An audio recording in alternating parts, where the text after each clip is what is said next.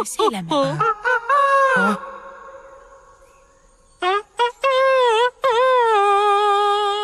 Deməli, mavi quşlar belə oxuyurlar.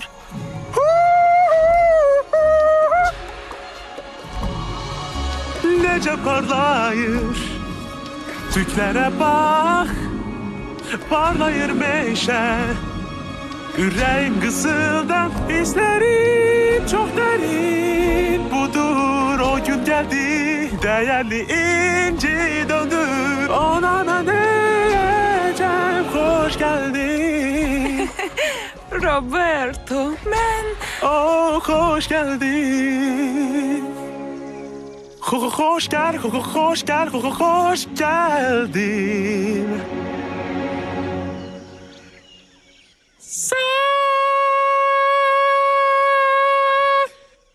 Wow, əla görünürsən. Elə sən də.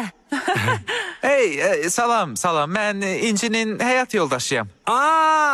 Deməli Cicinin ürəyini fəth eləyən o şanslı quş sənsən. Cici? Hə, uşaq olanda bir-birimizə qəşəng ləqəblər qoymuşduq. Düzdür, mən də ona Betta deyirdim. Əla, ləqəblər üçün ürəyim gedir.